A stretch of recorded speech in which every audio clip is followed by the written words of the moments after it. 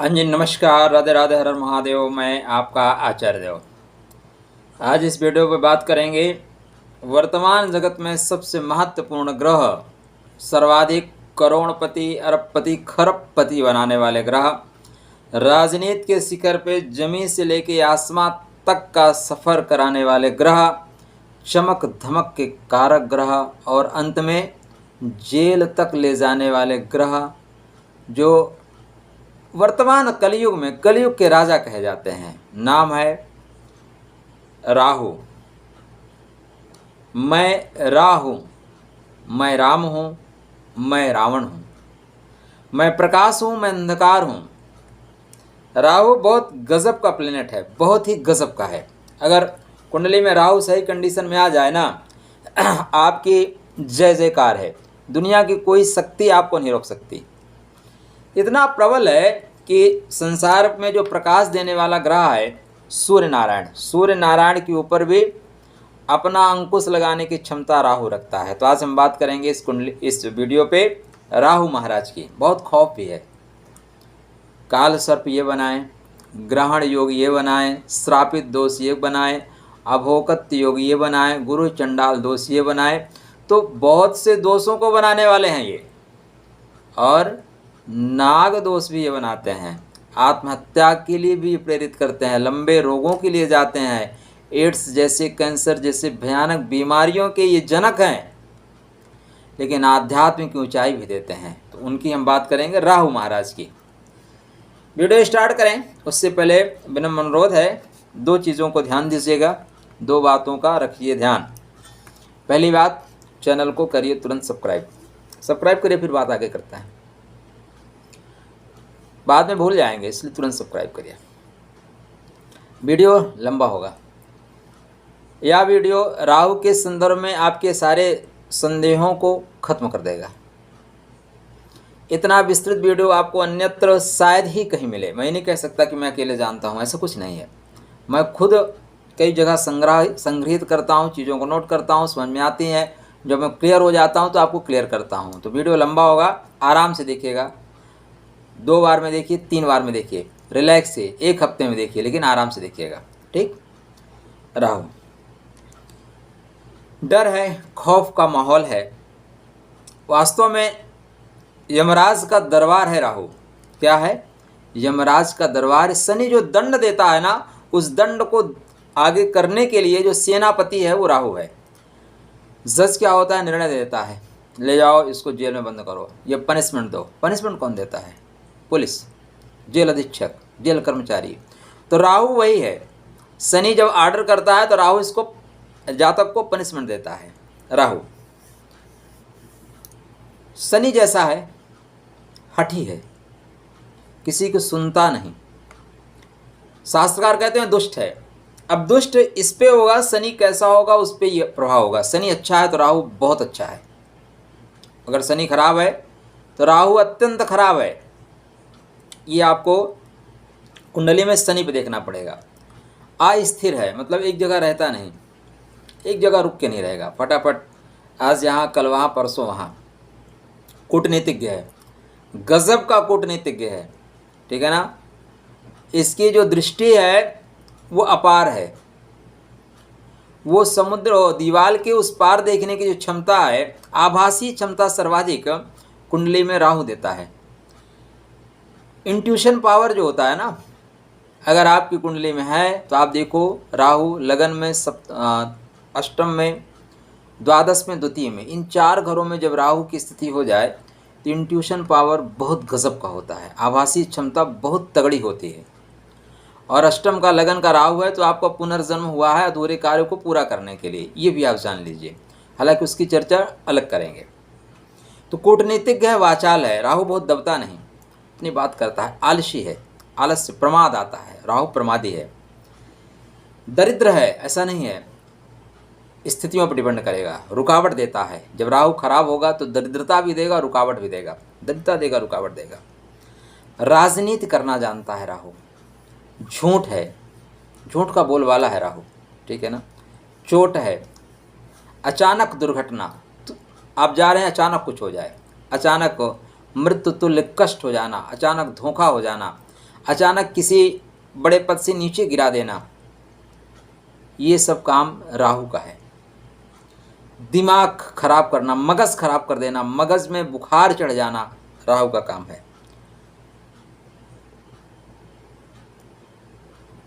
ज़्यादा नशा, अत्यधिक मात्रा में नशा करना और जेल चले जाना, ये सारा काम भी राहु का है। वास्तव में जो रहित करता है उसका नाम राहु है। पॉइंट क्या है? जो रहित करता है उसका नाम राहु है। राहु का एक नाम स्वरभानु है। जो सूर्य नारायण पे ग्रहण लगाए, प्रकाश का अपहरण करे, सूर्य के तेज को भी छीन ले, वो राहु। ठीक। घना समंदर राहु, लहरों के ऊपर लहर जो उठ रही है ना, लहरों के ऊपर लहर जो उठ रही है वो राहु है। परत के ऊपर जो कई परत होती है वो राहु है। इतना घना अंधेरा कि हाथ को हाथ न नजर आए तो वो राहु है।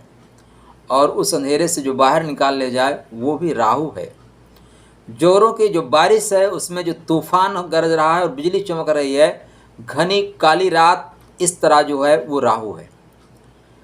कोई व्यक्ति अंधेरे में फंसा हुआ हो, अचानक जो बिजली चमक जाए और उससे दूर का रास्ता दिखाई दे जाए, वो राहु है।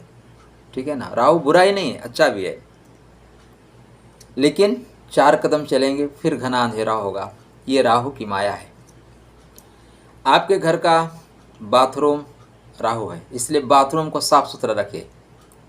जिनके राहु खराब होते हैं उनका बाथरूम डेफिनेटली गंदा होगा। तो अगर आपके घर में जो बाथरूम है राहु है, आपके गांव में, आपके कस्बे में जो सुनसान जगह है, वीरान जगह है, वो राहु का मैदान है। शमशान, श्मशान, जहाँ पे अंतिम स्थिति होती है, इस संसार से प्रयाण होता है, वहाँ पे राहु है। तो राहु कहाँ है? अंतिम। लास्ट टिकट कौन, लास्ट टिकट कहाँ से कटता है? शमशान भूमि से, वहाँ से। मैदान में वो भूमि जो बंजर है, वो पशु या वो वृक्ष जो फल नहीं दे सकता, वो राहु है।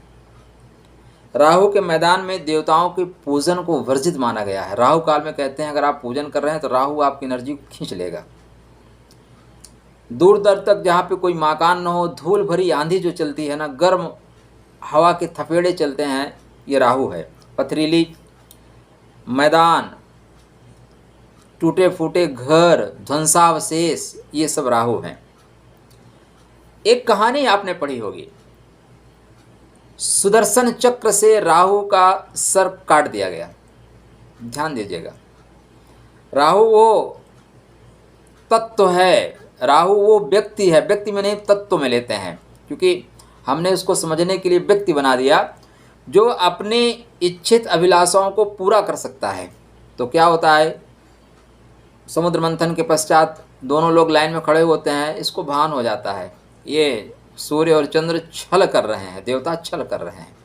लाइन में खटाक से लगता है, अमृत पी लेता है। उसके बाद भगवान विष्णु सुदर्शन चक्र से गला काट देते हैं। सुदर्शन चक्र, चक्र क्या है? समय है, वृत्त है, परिधि है, मंडल है, एक भंवर है। चक्र को मोटा मोटा लेंगे। अपरिमेय है, अद्यांतहीन जो पथ का नाम है उसका नाम है चक्र। वृत्त की जो परिधि है वो वास्तव में चक्र है। इसका ना तो आदि है ना अंत है। राहु को कौन काट सकता है? ना जिसका आदि है ना जो अंत है, बीच में नहीं काट सकते आप। चक्र वह है जो सदा चलता रहता है। चक्र भगवान विष्णु का अस्त्र है। भगवान विष्णु कौन है? भगवान विष्णु ज्ञान है, भगवान विष्णु मुक्ति है। तात्पर्य राहु, देखो यहाँ पे भी पॉइंट क्या है, राहु का भेदन हो सकता है, राहु को नष्ट नहीं कर सकते। राहु का गला काटा जा सकता है, प्राणांत राहु का नहीं किया जा सकता।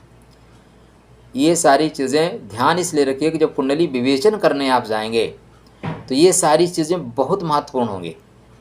जब कुंडली में आप ग्रहों को पकड़ेंगे, राहु की दृष्टि कहाँ पड़ रही है, राहु के नक्षत्र क्या है, राहु कहाँ कहाँ प्रभाव डालेगा, किसके साथ बैठा है, बहुत महत्वपूर्ण ग्रह है राहु। राहु की माया यत्र तत्र सर्वत्र है। तो भगवान विष्णु के चक्र से राहु का छेदन हो सका, राहु नष्ट नहीं हो सका। वो चक्र जो बड़ों बड़ों को नष्ट कर देता है, वो चक्र जो पर्वतों को ध्वंस कर देता है, सबको खत्म कर देता है, लेकिन वो राहु का 2 पार्ट कर सके, राहु को खत्म नहीं कर सके। मतलब ज्ञान के माध्यम से राहु को पकड़ा जा सकता है, खत्म नहीं किया जा सकता। पॉइंट ये है, इसीलिए इसकी अधिष्ठात्री देवी सरस्वती मानी जाती हैं। ज्ञान के माध्यम से इस पर कंट्रोल किया जा सकता है।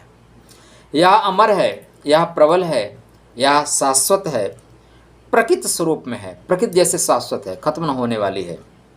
इसका विलोपन हो सकता है, विनाश संभव नहीं है। आँखों से आयुध का काम लेता है। पॉइंट नोट करिए, आँखों से आयुध का काम लेता है। जिसके सेकंड हाउस में राहु आ जाए ना, कटेली आँख होती है, आँखों में जादू होता है भाई। आपके अगर सेकंड हाउस में राहु है तो चेक कर लीजिए अपनी आँखें, बहुत सुंदर आँखें होंगी, ठीक है ना। राहु सर्प जैसा है, सर्प का फन है, और यहाँ पे क्या होता है, बोलते हैं नाग जैसा आकर्षण है। तो इस तरह की चीज़ें होती हैं।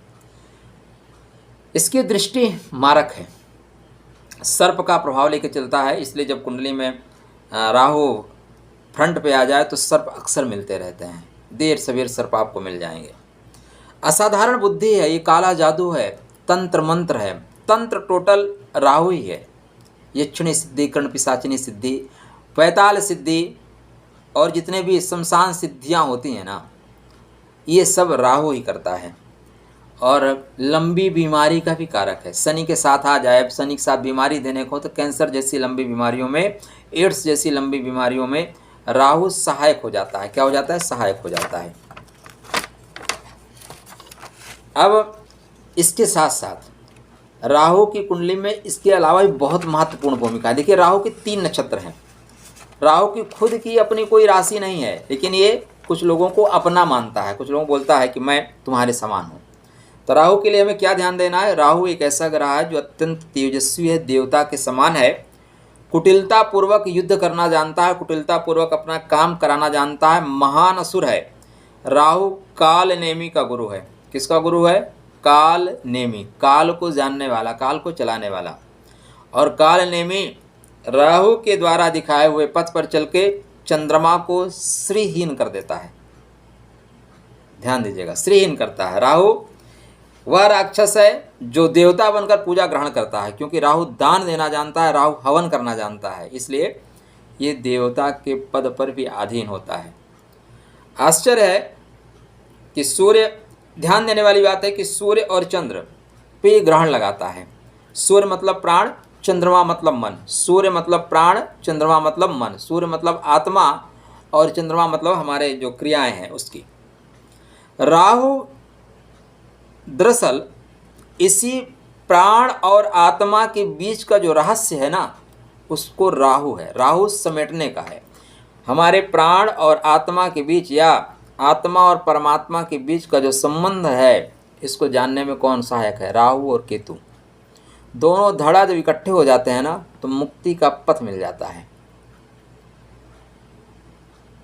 केतु मुक्ति का पार्ट है, मुक्ति का मार्ग देता है, लेकिन केतु राहु का ही पार्ट है। केतु राहु का ही पार्ट है। राहु के जो पशु हैं, हाथी है, कुत्ता को ही माना जाता है, शेर है, जंगली चूहा है। वृक्ष इसका नारियल है। सिर पर और ठोंडी पर इसका असर पड़ता है। रिश्तेदारी में ससुराल है, ये साला है। ससुराल से सब परेशान रहते हैं, परेशान होने वाली चीज़ ही है। और आपके परिवार में दादाजी हैं, वो भी राहु के प्रतीक हैं। राहु का एक नेचर है चीज़ों को बड़ा कर देना, चीज़ों को अंधेरे में रख देना। राहु अनंत की बात करता है, तो जहाँ पे बैठेगा उस चीज़ों को बड़ा कर देगा। एक दूसरा चीज़, राहु जहाँ पे बैठता है उस चीज़ों को अलग कर देता है। राहु का स्वभाव विच्छेदात्मक है। पॉइंट नोट करिएगा भाई, जिसकी उत्पत्ति ही काट कर की गई है वो आपको काट देगा। किसी बच्चे को आप बचपने में खूब पीटिए, उसके मन में बस जाए कि मैं पीटा गया, जब बड़ा होगा तो पीटेगा, मारेगा आपको। जो बच्चा बचपने में ऐसे माहौल में रहे, बदमाशी सीखते हैं, वही बाद में चल के डॉन बनते हैं। पढ़ा लिखा आदमी डॉन थोड़ी ना बनता है, ज़्यादातर वही बनते हैं, क्योंकि उनका बचपना वहीं बीतता है, तो वो प्रवृत्ति उनके अंदर निहित रहती है। तो ऐसे में राहु उत्पन्न हुआ है विच्छेद करके, अलग करके, तो राहु आपको अलग कर देगा। राहु विच्छेदी ग्रह है, तलाकवादी प्लेनेट है। इसका प्रभाव जिस पार्ट से पड़ेगा उस पार्ट से उस व्यक्ति को अलग करेगा, ठीक है ना। काम है विलंब करना, आलस्य युक्त रखना, प्रमाद युक्त रखना, झूठ बोलना, एक आवरण क्रिएट करके रखना। लेकिन मैंने एक पॉइंट और आपको बताया ना, यह आत्मा और मन के बीच की स्थिति है। यह अमृत पान कराने वाला ग्रह है। क्या है? अमृत पान करा सकता है आपको। ये सर्प की मणि जैसा है। सर्प तो है खतरनाक, किंतु अगर मणि प्राप्त करना है तो खतरों से खेलना होगा दोस्त। और राहु जनित व्यक्ति सबसे अलग दिखता है। राहु जनित व्यक्ति जी तोड़ मेहनत करता है। अगर राहु आपका संवर जाए, राहु संवारने पे आ जाए, तो आपसे अच्छा नशेड़ी कोई नहीं हो सकता। नशा तरीका अलग अलग है। ज्ञान का नशा इस दुनिया में भक्ति करना भी नशा है, काम करना भी नशा है, दारू पीना भी नशा है, पढ़ना भी नशा है। और रात में 1 बजकर, ठीक है ना, 39 मिनट पर 12:39 पे, मतलब 1 बजने वाले हैं, रात में वीडियो बनाना भी नशा है। और ये कौन कराता है? राहु कराता है। अभी मैं आपके साथ वीडियो बनाऊंगा, बच जाएंगे 1, काम करूंगा एडिटिंग करते 2-2:30 बज जाएंगे। ये कौन शक्ति देता है? राहु देता है। राहु अगर साधना पे आ जाए तो इससे बड़ा कोई साधक नहीं है। राहु काम करने पे आ जाए तो इससे बड़ा कोई नशेड़ी नहीं है। राहु अनंत की यात्रा कराता है। बोलता है नहीं बेटा बाद में सो लेंगे, इतना क्या रखा है। तो राहु सूर्य के साथ बैठेगा तो ग्रहण योग बनाएगा, चंद्रमा के साथ ग्रहण योग बनाएगा, गुरु के साथ चंडाल योग बनाएगा, बुध के साथ जड़त्व दोष बनाएगा, मंगल के साथ अंगारक योग बनाएगा, शनि के साथ श्रापित दोष बनाएगा। जिसके साथ बैठेगा उसी की तरह दोष बना देगा। राहु कुंडली में काल सर्प दोष का जनक है। काल सर्प बड़ा डेंजरस वर्ड लगता है, काल सर्प। राहु का जो देवता है ना उसका नाम है काल, और केतु का जो देवता है उसका नाम है सर्प। इन दोनों शब्दों से मिलके जो उत्पत्ति होती है उसका नाम है काल सर्प। ठीक है ना।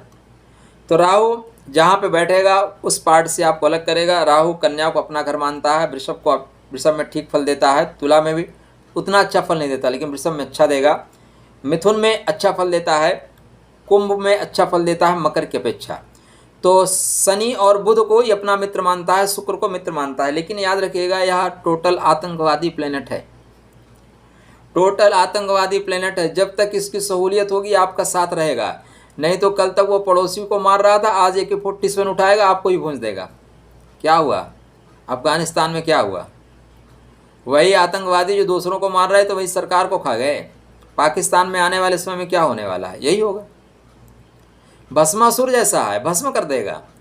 तो राहु का ये स्वभाव है। अगर आपके, अब हम आगे बात करेंगे, एक्चुअली वीडियो बहुत लंबा हो जाएगा अगर टू द पॉइंट सारे ग्रहों पे डिफिनेशन पे जाएंगे, इसलिए इसको आगे चल के एक एक पार्ट में हम बांटेंगे। राहु आपके लिए अत्यंत महत्वपूर्ण है, पॉइंट नोट करिएगा। मैं राहु, मैं राम हूँ, मैं रावण हूँ।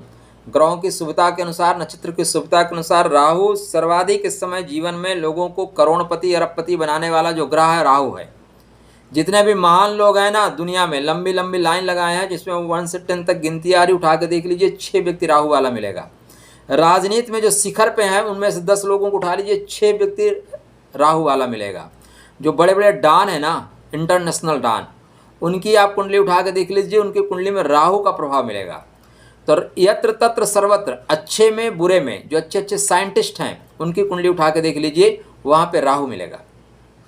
अच्छे अच्छे बाबा लोग हैं ना जो बड़ा सा अपना नेम फेम बना रखे हैं, उनकी कुंडली उठा के देख लीजिए, राहु मिलेगा। अच्छे अच्छे ज्योतिषियों की कुंडली उठा के देख लीजिए, राहु मिलेगा। क्योंकि राहु ही तो इतना काम करवाता है, नॉर्मल आदमी तो खा पी के सो जाता है। तो यदि आपके लगन में राहु बैठा हुआ है, शुभ प्रभावों में है, तो आपको अनंत ऊंचाई देगा, बहुत सोचने की क्षमता देगा, दिमाग आपका कंटिन्यू चलेगा, सो नहीं पाएंगे, सो ही नहीं पाएंगे, राहु सोने नहीं देगा। चलो काम करो जी।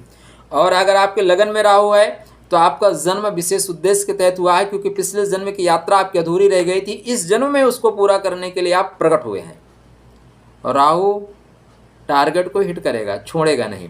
तो लगन में और अष्टम भाव में यदि राहु आपका है तो सीधी सी बात है कि आप विगत जन्म की यात्रा को पूरा करने के लिए इस धराधाम पे आपका आगमन हुआ है।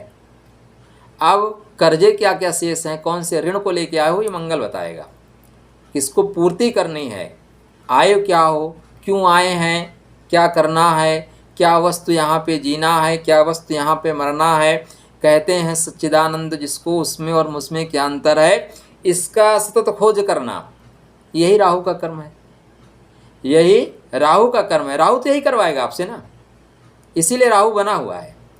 तो लगन में राहु बैठा है, अगर शुभ प्रभाव में है तो आपको बहुत ऊंचाई देगा। राहु बुध को अपना घर मानता है, शुक्र के वृषभ राशि में अच्छा फल देता है, शनि के 3 इसके नक्षत्र हैं। पहला नक्षत्र है मिथुन राशि में आर्द्रा नक्षत्र चलेगा, दूसरा नक्षत्र इसका तुला राशि में स्वाति नक्षत्र चलेगा, और तीसरा इसका कुंभ राशि में शतभिषा नक्षत्र, 100 डॉक्टरों की एनर्जी लेने वाला, शतभिषा बोलते हैं इसको, 100 चिकित्सक बोलते हैं, वो एनर्जी लेकर चलने वाला राहु है। तो राहु अपने नक्षत्र में है, राहु शतभिषा में हो गया।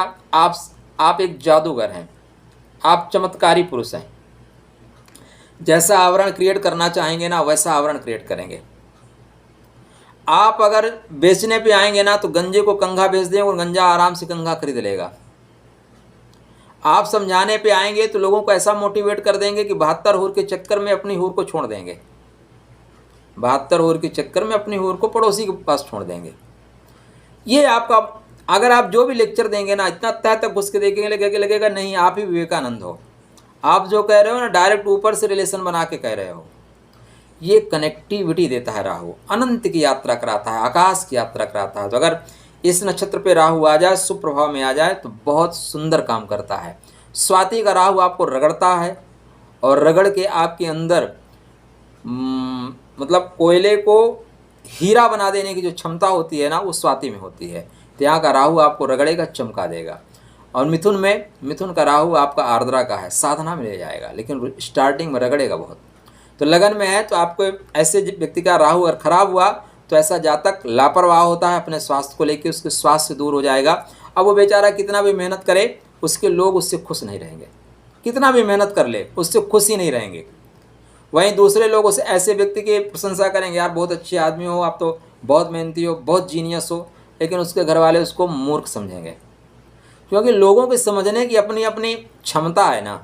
जो 3% दिमाग यूज़ करता है वो 4% वाले को बेवकूफ़ ही कहेगा। इस तरह की स्थितियाँ होती हैं। सेकंड हाउस में राहु बैठा है, वे आप टॉकिंग आपकी थोड़ी सी खराब हो जाएगी। आपके धन से आपको ग्रह दूर कर सकता है, आपके परिवार से दूर कर सकता है। धन ज़्यादा कमा भी सकते हैं तो परिवार से दूर कर देगा। थर्ड हाउस में राहु अच्छा फल देता है, राजनीति में सफलता देता है, बड़े लोगों से संबंध बनाता है, लेकिन बंधु बांधवों से विरोध भी करा देता है। फोर्थ हाउस में राहु, घर में कुछ न कुछ लगा ही रहता है, कितने भी कुछ करो ना शांति मिलती नहीं। फिफ्थ हाउस में राहु, एजुकेशन में आप शॉर्टकट मारना सीख जाते हैं, इष्ट की कृपा होती है, लेकिन संतान एक दिन आपसे दूर चली जाती है। कष्टम भाव में राहु बैठा हो तो राहु शत्रुओं को दूर कर देता है, ऋण को दूर, रोग को दूर, परेशानी को दूर, जो आपसे दुश्मनी करेगा उसको दूर कर जाओ, खत्म, फिनिश। तो कष्टम भाव का राहु सर्वाधिक अच्छा माना जाता है। 7वें घर में राहु बैठे, चूंकि विच्छेदी प्रभाव लेके चल रहा है, तो यहाँ पे दाम्पत्य जीवन से आपको अलग कर देगा, विवाह में विलंब कर देगा। राहु एक नपुंसकवादी ग्रह है, इसलिए शनि के साथ पड़ेगा तो नपुंसकता ज़्यादा आ जाएगी, बुध के साथ बैठेगा नपुंसकता ज़्यादा आ जाएगी, इम्पोर्टेंसी ज़्यादा आ जाएगी। आज ही मैं कुंडली सज्जन की बता रहा था, तो उनके मैरिज लाइफ में सिर्फ एक ही पॉइंट आ रहा है, उसी वजह से मैरिज लाइफ खत्म हो रही है। उसको बाद में वो स्वीकार किया उन्होंने कि हाँ इसी वजह से खत्म हो रही है। तो इस तरह की जब स्थितियाँ आती हैं तो इस तरह की चीज़ें आ जाती हैं, कुंडली देखने पर आपको पता लगेगा। अष्टम भाव में राहु हो तो मृत्यु से दूर करता है, मतलब मौत के मुंह में डालेगा लेकिन मौत से बाहर खींच लेगा, मौत के मुंह में डालेगा लेकिन मौत से खींच के बाहर खड़ा कर देगा। अचानक देता है, यहाँ पे ससुराल से संबंध भी खराब कर देता है। नवम भाव में राहु है तो धर्म से खराब कर देगा, आपको तंत्र शास्त्र में ले जाएगा। मंत्र शास्त्र की अपेक्षा तंत्र शास्त्र की ओर ले जाने वाला कोई ग्रह है वो राहु है। दसम में बैठेगा, पिता से दूर कर देगा। आप कर्मचारी है, जहाँ पे काम करते हैं वहाँ पे लड़ाई झगड़ा होगा, लेकिन ये राजनीति में सफलता देता है। चमचागिरी करना अच्छी आती है। राहु से अच्छा चमचा भी कोई नहीं है। और एक चीज़ याद रखिएगा, चमचा आज से नहीं अनादिकाल से चल रही है महाराज। स्त्रोतम कस्य न तुष्टय, हम सदैव चमचे थे और चमचे रहेंगे। ये जो हम परमात्मा की स्तुति करते हैं, अगर आप इसको कभी ध्यान से सुनिए तो क्या है, चमचागिरी ही तो है। साश सिरखा पुरखा तुम हजारों सिर वाले हो, हजारों हाथ वाले हो, आपके ये हैं, आपने इसको मारा, इसको फाड़ा, इसको चीड़ा, उसको पटका, उसको उद्धार किया, ये क्या है? चमचागिरी ही तो है। तो ये सारी चीज़ें राहु ही कराता है, ठीक है ना। वो थोड़ी सुपर क्वालिटी की है, थोड़ी डाउन क्वालिटी की है। तो यहाँ पे आप राजनीति में सफलता प्राप्त कर सकते हैं। दसम भाव का राहु राजनीति में ले जाता है। राजनीति का सबसे बड़ा कारक कौन है? राहु है। एकादश भाव में राहु बल्ले बल्ले है। नैतिक अनैतिक कोई मतलब नहीं है, पैसा ला के देना है। बड़े भाई संबंध खराब कर देगा लेकिन पैसा तो ला के देगा। नैतिक अनैतिक नहीं। ऋण से ऋण, ऋण का फायदा, ऋण लेके फायदा। आप कर्जा लेके पैसा लोगे 10,000 रुपये, 3% पे 5% पे बांट दोगे, बैठे बैठा है 2% फायदा, ठीक है ना। द्वादश भाव में राहु बैठा है, अच्छा नहीं माना जाता। द्वादश भाव का राहु जेल योग तक कराता है। क्या कराता है? जेल योग करा देता है। राहु जब अग्नि तत्वीय राशि में होगा तो ज़्यादा विस्फोटात्मक हो जाएगा। वायु तत्वीय राशि में होगा, उड़ाने की बात करेगा, ठीक है ना। जल तत्वीय राशि में होगा, जल में आपको डुबोने की बात करेगा। तो ये तत्व को लेके चलेगा। हरदम याद रखिएगा, किस तत्व के साथ राहु है उस तत्व को अनुसरण कर लेगा। राहु की अपनी कोई राशि नहीं है, इसलिए राहु जहाँ बैठता है उस राशि को अपना घर मान के काम चलता है। बुध अगर आपका अच्छा है, शनि आपका अच्छा है, तो राहु आपका अत्यंत श्रेष्ठ फल देने वाला होगा। इसलिए जब राहु का आप विचार कर रहे हैं तो ध्यातव्य रहे कि कुंडली में शनि और बुध के ऊपर आपकी दृष्टि होनी चाहिए। जिस ग्रह के साथ जैसा प्रभाव रखेगा उस ग्रह पे वैसा नकारात्मक या सकारात्मक असर डालेगा। शुक्र के साथ बैठेगा, विवाह में विलंब कर देगा, विवाहेतर संबंध बना देगा, मतलब बोलेगा कनेक्शन भी रखो, कटिया भी मार लो, दोनों चीज़ एक स्टेपनी साथ में रखो, क्योंकि पता नहीं कब धोखा दे जाए। लेकिन अगर खराब हुआ तो अभोगत्य योग बना देगा, भोग ही नहीं करने देगा, जाओ, देगा ही नहीं। मतलब एक मूडी टाइप आदमी है, खुश होगा सर्वस्व आपको निछावर कर देगा, ले जाओ भाई ऐश करो। और नाराज हुआ पाई पाई के लिए तरसा देगा, बोलेगा कुछ नहीं दूंगा, कुछ भी नहीं दूंगा, जो करना है कर लो, कुछ भी नहीं देगा। तो यहाँ पे जब शुक्र के साथ आ जाए तो वैवाहिक जीवन खराब हो जाता है, तलाक तक करा देता है। सप्तम भाव में बैठा हुआ राहु निश्चित रूप से विवाहेतर संबंध बनाता है, या संबंध एक से अधिक होते हैं। वो अलग बात है कि सामने लोग ना कहें कि भाई कौन अपने रिश्ते को बिगाड़ना चाहता है। यहाँ पे थोड़ी सी स्थितियों को देखते हुए, गुरु होता है तो कंट्रोल कर लेता है, गुरु का प्रभाव में कंट्रोल हो जाता है, अन्यत्र प्रभाव में वो चीज़ें बढ़ जाती हैं, ठीक है ना, स्थितियाँ बढ़ जाती हैं। ज़्यादा क्लियर नहीं करेंगे, नहीं तो आप लोग फिर अपनी अपनी कुंडली देखोगे और शक ज़्यादा करना शुरू करोगे। एक पॉइंट को लेके कभी फाइनल नहीं जाइएगा, 3 पॉइंट कुंडली में मिलने चाहिए। तो गुरु के साथ बैठेगा तो गुरु की एनर्जी को ग्रहण कर लेता है, स्वघोषित शंकराचार्य होता है, अपने आप को शंकराचार्य घोषित कर देता है। वर्तमान में आप देखिए जितने भी महात्मा हैं उनमें ज़्यादातर स्वघोषित शंकराचार्य हैं, दूसरों की एनर्जी को ग्रहण करते हैं, खुद को शंकराचार्य, ठीक।